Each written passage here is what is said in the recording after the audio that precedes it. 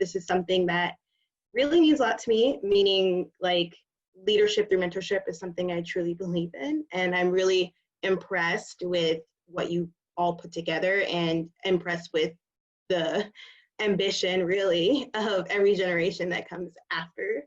So that's already amazing. To everyone who has not interacted with me yet, I'm Dana Sutherland, and I'm based out of the Chicago office of Accenture. I am a marketing advisory consultant, and I, in the day-to-day, do work with marketing and tech. So given that I'm talking to people in high school who are, taking ACTs and SATs, I can't remember how stressful that was. I'm gonna start with my journey, just to talk about really my time in high school, choosing what school I went to, and like from there all the way how I got to Accenture, a little bit about marketing, and then the power of technology and what it can do in the marketing space.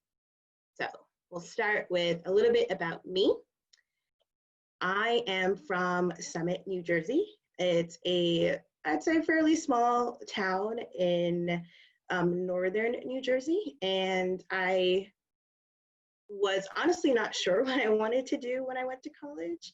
I was kind of in a space where I had to seek knowledge because I didn't necessarily have it being given to me. So I had a great guidance counselor who guided me, and I had a friend who was much, much better researched and much better prepared than I was. So I actually followed her to a review session on a college called American University.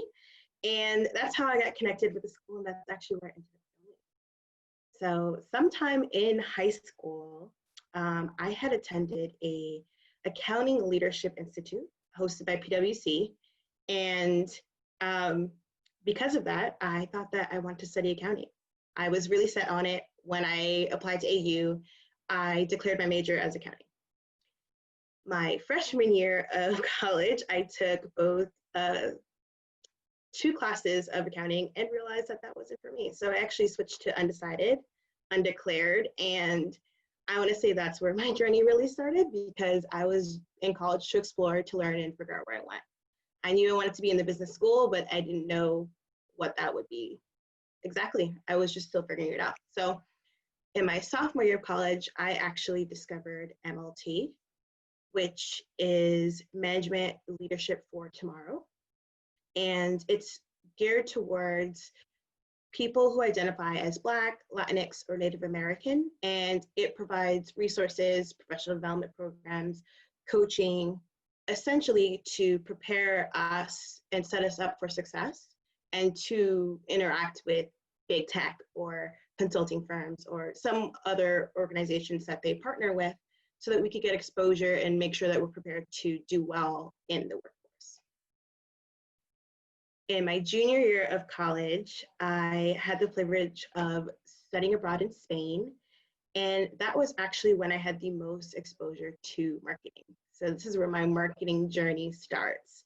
I took a really cool class called the Soccer Obsession, which was essentially a sports marketing class, but it focused on the teams in soccer in Europe and how they were run, like how they made money, their partnerships, things like that. So it was a very interesting take on marketing, but I realized that that was something I really wanted to do. And in a previous MLT seminar, I had actually run into a recruiter from Accenture, which is where I am now, but we'll get to that. And when I was studying abroad, their marketing advertising was everywhere. They're a global company. I was in the airport and there would be an Accenture sign. I was on the train, there'd be an Accenture sign. So there is like twofold. I got my exposure to marketing in class, and I also saw the power of marketing because I was seeing Accenture everywhere, and it was kind of convincing me to look more into Accenture and what opportunities could be there. But when I got back from Spain, I actually started an internship with PNC, which I had secured before I went. So I was studying psychology as my minor. So while I was in the business school and still undecided, I was thinking maybe HR was a good place for me to go. So I did an HR internship with PNC. After I discovered marketing, still had a great experience, and I started noticing some overlap where marketing is about the audience and the customer, the consumer, and how we communicate with them. PNC or HR, my time there, was focused on the employees as the customer and what service we could offer them. So I was actually in their talent development program, and I was helping facilitate classes essentially. So I was a teacher, and I was selling this service, which is this knowledge so that these practitioners could do their job. So that was the beginning of where I started looking into the overlap of areas, which is important because my senior year of college, I still couldn't pick a major that was available, and my school had the opportunity for us to create a specialization. And I thought about all the things I loved and all the things I was learning about, like psychology, communications, marketing, and I also had a little exposure to business analytics. And so I created a specialization called data-driven marketing. And that so far has driven my career and where I want to go. And then it was a great point for me to start at Accenture. So when I graduated from American University, I relocated to Chicago, where I live now, and started with Accenture. And I started in their consulting development program. It's a consulting firm, global, maybe 500,000 people last time I checked. And if you're not sure what consulting is, the way I like to explain it is that the consulting firm is like a library, and other companies are the borrowers. And the people, like me or my colleagues, are books. And each book has a specific subject. So my subject has been project management and marketing. And we just offer our services or our lend books essentially to the clients. And then that's kind of how consulting works. And I've so far done mostly project management work, but my current role is very heavily in the data marketing operations space. How a company, how my client essentially goes from idea for marketing all the way to when you see it on Instagram or you see it on the website, which is really cool because there's lots of processes there. So that's a little bit about my journey. If there's any questions, feel free to pop them in the chat, but I'm gonna jump into a little bit about what marketing is. So traditionally speaking, marketing is based up of 4 Ps, and this is a very, very old framework, like when marketing was first invented, essentially. And what it stands for is product, which is what you're selling, whether it's physical or service. P is for place, which is where the customer is accessing this. So whether it's a physical store or it's on a digital channel, the website, Instagram, Facebook, whatever it might be. Price is, I want to say self-explanatory, but it's really putting a number or a tangible value on something that might have tangible value, but also some intrinsic value. So how much is this worth to someone, and deciding what that number would look like. And then promotion. And promotion, I think, is what most people think of when someone says marketing. It's your advertising, it's your commercials, it's your influencers now, pop-up shops, things like that. And for a long time, it was really focused, marketers were doing this work. People who went to school for it, studied it, they were doing this work. But technology has empowered everyday people to do marketing. So some examples would be, Facebook and Instagram. Anyone really can go and create a Facebook page and start driving traffic and get people to come to their page. How many likes do they get? Same with Instagram. If you can Google, you can do some learning, and anyone can do this. Amazon advertising. I can go to Amazon and create a storefront right there. Whatever I want to sell, like it's called drop shipping. anyone can do that. And when it comes to Google, they have a host of technology that people can use for marketing in their marketing suite, we'll call it. They have Google Analytics, which is tracking the numbers. If maybe you have a website, you want to see how often people are coming, how long they're staying, when they decide to check out, things like that. Google Ads, very similar concept, but it's tracking ads. So this is all technology. When you think big tech, they are playing a big role when it comes to marketing.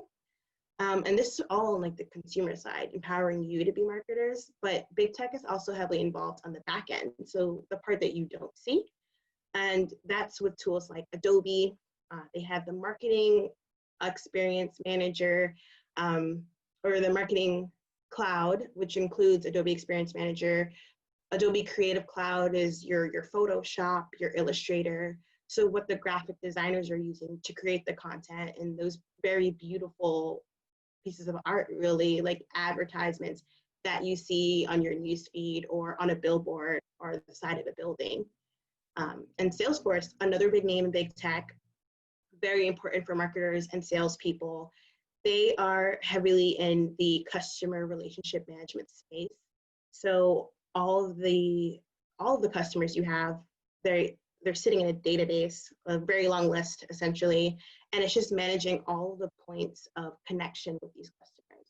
So are you sending emails, like that's called email marketing? Are you connecting with them with promotions specifically tailored to them? Salesforce just helps you track all of those things. So technology marketing, honestly, technology really did change marketing, how you see it. There's 4 Ps, but arguably there's a 5th P, it's called platform, and I don't think that's going to change anytime soon. The platforms might change, but how we're using them and that we're using them is definitely something that's here to stay. So when it comes to marketing and technology, I think they're a great combination. It's definitely where I live. I've always been interested in the intersection of business analytics, customer experience, whenever or wherever that touch point might be, digital or otherwise. And yeah, I'm really happy to just share a little bit about what I love, but let's just open it up for questions. So if you have a question, feel free to drop it in the chat, and we have questions. But basically, what attracted you to a larger company like Accenture instead of smaller firms? Sure. Well, as I kind of alluded to, when I was studying abroad, Accenture was everywhere. I mean, I was walking in the airport, I think it was Paris at the time, and there was a huge billboard for Accenture. So it was kind of that global recognition that kind of attracted me to it. And then I was attracted to consulting because I had interned in the HR space, but discovered marketing as a senior. And I knew I wanted to do more of the marketing work. And consulting is a great place for you to get some general experience, do some exploring. And that's kind of why I picked it. And Accenture, you know, I had exposure to it and I kind of was a little familiar with it, honestly. Nice. I had another question. I know, like, when I hear of consulting, I think of a lot of travel. Does your role consist of a lot of travel or no? My role, I'd say at my company, yes, as a whole, we do a lot of travel. In my experience in the past 3 years, I've been fortunate or unfortunate, depending on who you ask. Like, I think travel is a love or hate thing. I've had, I want to say, out of 3 years, maybe a year and a half of travel. And it's been from like traveling every other week to the traditional consulting schedule, which is like a Monday, you fly out to your client, on Thursday you come back. So it really depends, which is a very consulting answer. And how has that kind of changed with COVID now that everything's virtual? Zero travel as far as I could tell. If there is, it's going to be because the client insisted it, not because Accenture did. Their policy pretty much is just wait it out on no unnecessary travel. And it's been a little challenging, actually. Like, Zoom calls are nice because you can have a conversation, but it's not the same as if you were, you know, all in a conference room together or like putting Post-its on a wall and like thinking of ideas and things like that. So that's kind of limited with COVID. And then Victoria asked a question, what services does MLT provide? Sure. So MLT is for a career prep program, which is what I did because they have a few programs, is 18 months long. And it is, there's 4 seminars, and there's also a monthly assignment for each of those months. And you have a coach. So I have a great relationship with my coach when I was in it. And we would meet once a month and we'd have focused conversations on what I wanted to do, review my assignments. There's interview prep. There's also a big chunk of it is just like exploration and what you want to do, which also helped me a little bit more choose a direction. I'd say from an overall perspective, it's great for professional development, like resume, interview, networking, but I really value the networking piece of it. I met tons of people when I was a sophomore that I'm still friends with, and I'm 3 years out of undergrad now. And when I moved to Chicago, I just dropped in the group chat, hey, anybody around, essentially, and these are friends I will have for life. So it depends on what you're looking for and what you put into it, but that's just some examples of value you can get out of it. Okay, and then a question, like also since COVID and all, like a follow-up on this, marketing, like you were talking about platforms, how it's like basically virtual. Mm-hmm. Tell me like a little bit more about that, like marketing, how it shifted to a more like online presence. Sure. So I would say it started out with going the traditional route. So email marketing used to be direct mail. So people would, or companies would traditionally send brochures, pamphlets, things like that to your house, and you'd get them in the mail. Obviously, we moved away from snail mail. So it first started out with digitizing all of that. And then it became more of like, okay, because we're online, we have all this potential data that we can collect. So I think there was a big emphasis on collection of data and figuring out ways to use it.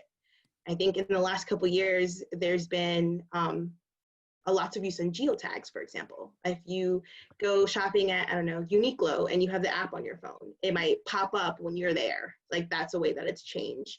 Or when you're shopping for window shopping, but virtually, right? So you're looking at the website, you put some things in your cart, you decide not to buy, they'll send you an email like, hey, come back, that kind of thing. So there's been a lot more, I think, creative ways to look at data and use that data. It's gotten a little bit creepier, in my opinion, but I think that's all of a result of using this information and using this technology. Thank you. And then we have another question from Selena. What was your usual day like before COVID? So as a consultant, it's hard to have a usual day because we do work project-based and we do change clients often. I've been fortunate where I've had like projects that are 6 months to a year, which is on the longer side for some people. You can be on an assignment for 2 months. Before COVID, I was in a role where I was mostly working remote already. So I was only traveling to my client site every 4 weeks, essentially, for a week at a time. So I was kind of used to working from home. It wasn't too bad. But I did definitely miss, reconnecting with my clients and like talking to my manager, and sometimes just easier to like be in person and do things. Now my day-to-day is more structured because I think with COVID actually it was a little bit easier to like schedule things. And so I have a daily morning meeting at 10:30. I connect with my team. We talk about what we did yesterday, what we're going to do today. And then we kind of break up again, like kind of breakout groups. We are working on our assignments. Then we regroup again, talk about how it went. And then that's kind of like how the day goes. And the work that we do can range. So there is no day-to-day for that. Thank you. And then a question I have. So what are some challenges you face being a woman in business and again, being surrounded by males, and how have you overcome them? Yeah, so some challenges I've experienced being spoken over in meetings, or the comical term mansplaining. It's real. I think it's just a matter of being comfortable owning the thoughts and ideas. So I think it's totally okay to say, oh, it sounds like we agree. Like that was what I was trying to say earlier. Or, yes, that's exactly what I was saying. Or, thank you for adding to my point. Or just to like bring it back to, call attention to the fact that you were, saying something to that effect, or that you want to just show some kind of ownership for your thoughts and ideas. Um, I say that some challenges depend on the client that you have, or the client that I have, I should say. I have been to more conservative client sites before. I've been to a client site it's like an hour outside of Montreal, Canada. So it was like a factory setting, more manufacturing focused. So I think learning to adapt to the environment you're in is really important, and also picking battles. So I say what I said before, to say feel empowered to do so, but also know that sometimes it's not worth it. Like if it's something small, or if it's not going to like change the flow of the project, then it's like not necessary. So I think taking a minute to think things through and not responding emotionally has helped me a lot. And like to make those, judgment calls when managing those things. Yeah, that's super helpful. Thank you. Veronica has a question. She wants to know any advice for people who are thinking of going into marketing. Yes. So I would start thinking about what about marketing excites you, because I kind of grouped, high level what marketing is, but there's many, many different levels to marketing. So there's the people who are creating content, right? Like if you are a graphic designer, or you are even the person who like thinks of the idea for a marketing campaign, is like the creatives. There's marketing operations, so the person who's like managing some of these tools that I mentioned. Like you need a strong project manager who's going to get this idea that comes from leadership all the way through to the data analytics team, through to creative, through to, so that's like a project management aspect. There's so many areas, so I would just start looking into what those areas are. And I would also, depends on where, I guess, where in your schooling you are. If you're, a senior in high school, if you know that's what you really want to do, then maybe you could take a class. There's tons of online classes that are available that you could take over the summer to get some of that exposure. And I would also just learn by observing, right? So start identifying brands that you really love, and like see what they do. Like understanding what that voice of that brand is, like what they're trying to say, what personality you would give it. Just start asking questions like that, and also reach out to professionals, marketing professionals who are actually in space. So that's a lot of options, lots of ways of going about things, but just seek knowledge is my advice. Thank you. And then I have another question. And then again, feel free to drop questions. No question is a bad question.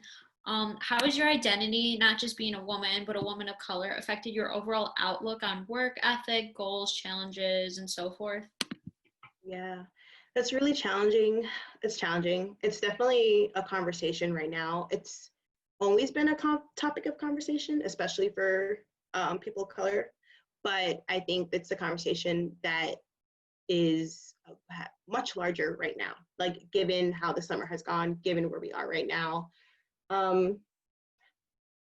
I sometimes, if I'm being honest, want to find people who look like me, who might have similar identity as me in upper leadership. And I think it's just a little bit more challenging to find those people. Just because it's like, I think it's a numbers game, really. Like I find a lot more peers that I can talk to than I can find upper leadership. And it's definitely something Accenture is working on, and they've made goals to make changes, between now and 2025. However, that's something that kind of impacts my optimism about the future, like my growth potential. But I'm here for a while. I'm not going anywhere. So we'll just see, how it changes over time. And also follow up on like where you see yourself career wise. Where do you see yourself in 5 to 10 years? Do you see yourself at Accenture? Are you going to keep doing what you do? Moving up, like where do you want to be? Like you probably want to stay in marketing, but like what projects are you going to take on and etc. Sure. So at Accenture, I am in the marketing advisor group. I really enjoy the project I'm on right now, and I would hope to take on more projects that are in like the marketing operations space, and just making sure that like processes are optimized and things are running smoothly as they can. I do hope to go to grad school and get my MBA and probably move to product marketing. So still in the marketing space, but it's just like a little bit different. It's more tech focused and it's more on like product development. So think Microsoft, Facebook, Instagram, they all have product marketers. The product managers are building and the product marketers are, spreading the word, adjusting to customer needs, things like that. I have one question. What would you say so far is one of the biggest risks that you've taken, and where did that lead you? Taking this current project. I was on a project where I was definitely valued. I had a great relationship with 2 of my managers. But this opportunity popped up and it really fit. Like I really wanted to, do more of that marketing work. It really fit what I wanted to do. And it was challenging to say goodbye because I really enjoyed that project, that client that I was working with. But then I left for this new project. So that was definitely a little risky, just given the benefit of having a good relationship with your client and just how things work at a large company, like relationships are everything. It was a little scary to say goodbye, but we're still in touch. It's just, it was uncomfortable. But as my career counselor told me, sometimes the right move for your career is not comfortable. It's outside of your comfort zone. So.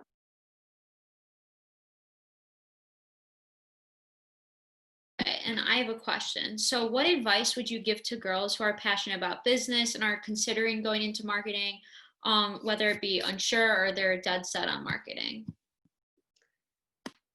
I would recommend unsure about marketing, but sure about business, or unsure Yeah, about like either business and who might want to go into marketing. Okay. So the beauty of college is they're mostly structured for you to take general education classes first. So your writing class, your math classes, all of that. The sooner that you can take an intro business course or intro level anything, the better for you, because then you can decide if that's something you're interested in and before you get to the upper level classes. So I thought that I was going to study accounting, right? That's what I declared when I was going into school. I took 2 of my required accounting classes, passed them, but didn't love them, right? So that was for me like a moment of evaluation so that I could know that that's not what I wanted to do. So the sooner you can get exposure, the better. Yeah, I actually took an intro to business course and I think like it's a great way to start. And like I remember in my class I also did consumer ec, which was helpful. But again, like learning like the basics of business, and I actually got to like develop my own business. It didn't go anywhere, but Jordana, she actually did incubator where she got to like sell a product. And marketing is a huge thing. Like you could have a great product and not good marketing and then it doesn't sell, and and I think that's like the most crucial part to a business. Yeah, And I I just agree. everyone drop questions. We only have 5 more minutes.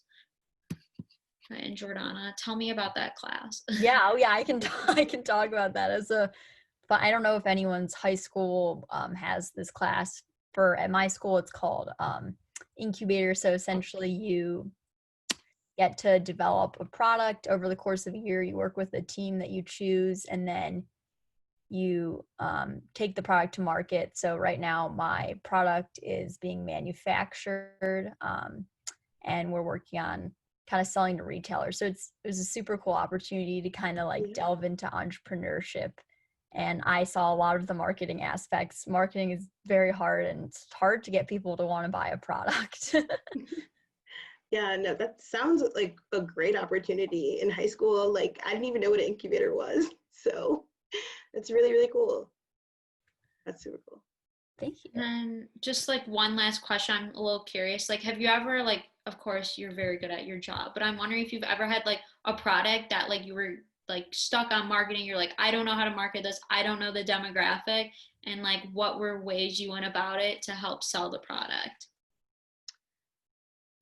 So in my day job, we don't typically market that way. It's more so like optimization of client marketing functions, if that makes sense. So we're not selling the product, but we're helping the client like make their organization better so that they can sell products better. And then I'm guessing, do they have in-house marketing or do they use you if you're helping them like manage better? It depends on the client. So Accenture Interactive, a portion of Accenture, is essentially our experience business. And we've made a recent acquisitions that would be able to provide marketing creative services. Like Drogify, for example, made a commercial for Facebook. So we have the capabilities. I would say for the most part, we stay on the strategy side of things, but I do think that's somewhere where my company's growing more in. It's just like not my role. But there's some, if you look at like Accenture Interactive, there's some really cool creative work and design work like from Fjord, Drogify, Creative Drive, that's really cool. Thank you so much. Again, like since this is coming to an end, I just wanted to say thank you to everyone for being on a Zoom for 5 hours. I know, like seriously, thank you so much. Yeah, y'all are amazing. Showing interest again, taking time out of your day to be here. It puts a smile on my face. That you guys all share the passions that I do, as well as Jordana. Yeah, we're just super thankful to have had you all here today, as well as Dana. Oh, do we get a question or did I just 5:30. Let's see. I think so. No, the MLT. That was I our thought first. we answered it. Okay. Oh, here it is. I actually missed it. I'm currently starting up my own nonprofit website where we post free notes and resources for high schoolers, but are struggling to get users. Do you have any advice, whether it be how to advertise or where to advertise?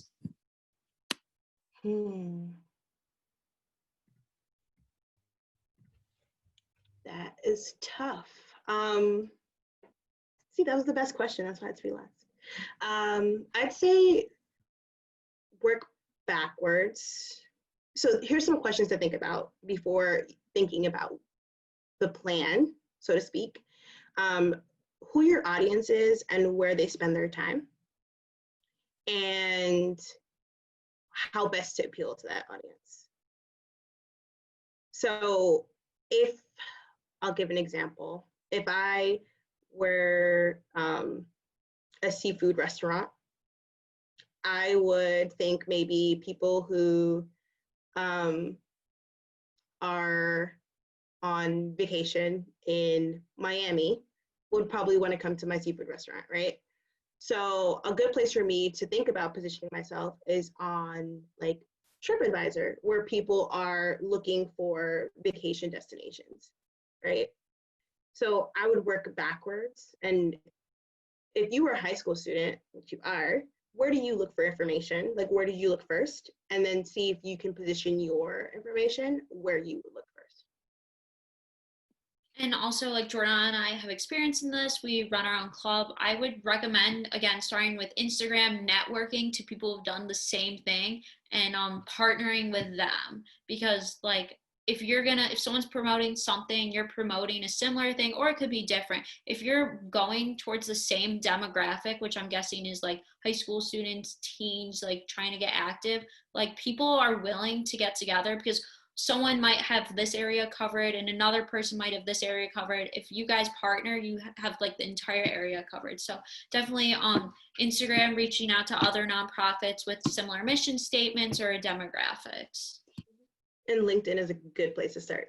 Yeah. Yes. LinkedIn's really great. And I think even with marketing this conference, I know that some of you found it in different groups.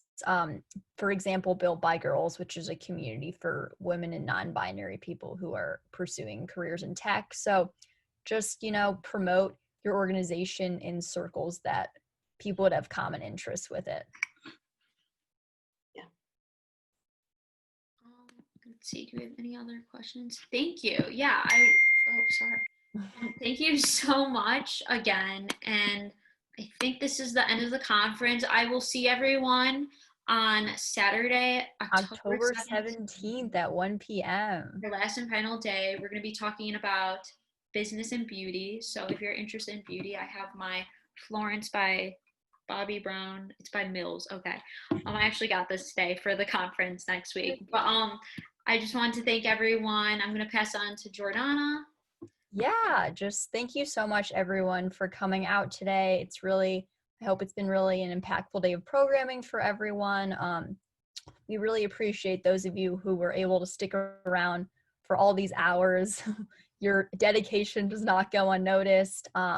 We just wanted to give a big thank you to Dana again for taking your time to be here today to talk about her passions in tech and marketing, and definitely inspiring us to pursue our passion. So thank you so much, everyone. We will see you next Saturday, the 17th at 1 p.m.